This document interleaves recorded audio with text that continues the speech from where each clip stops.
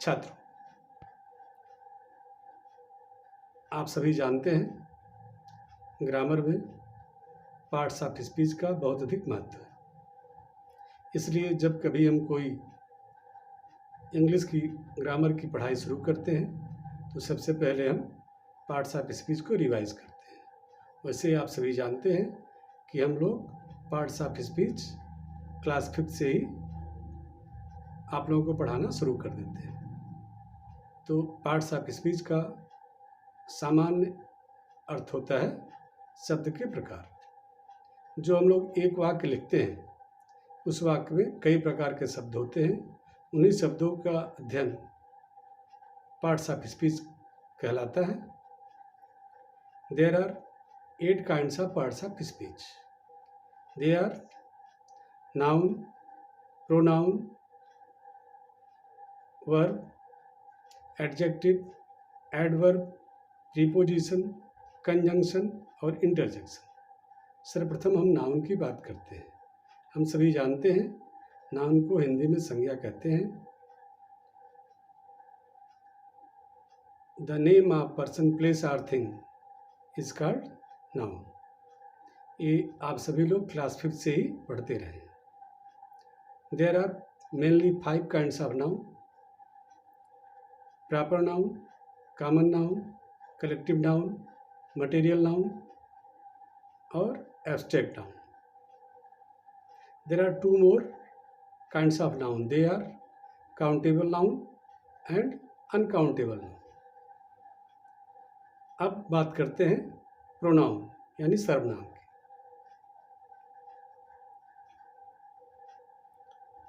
The word which is used in place of noun is called pronoun. There are mainly 8 kinds of pronoun. They are personal pronoun, possessive pronoun, indefinite pronoun, relative pronoun, demonstrative pronoun, interrogative pronoun, emphatic pronoun और 8वां reflexive pronoun. अब हम लोग बात करते हैं verb की। The word which express action of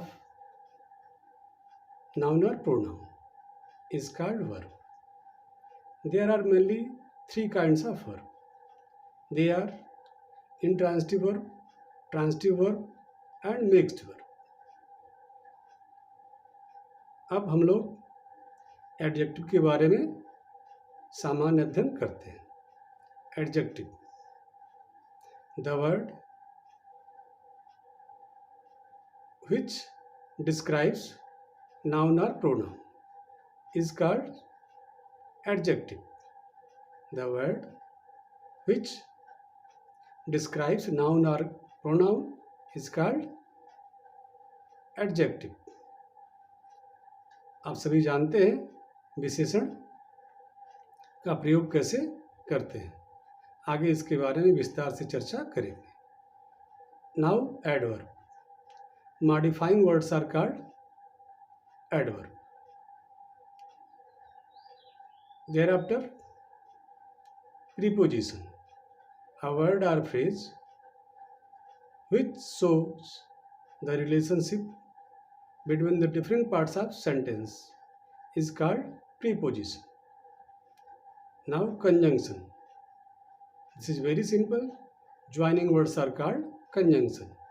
Now interjection, a word or phrase that is used to express feeling or giving a command or greet someone is called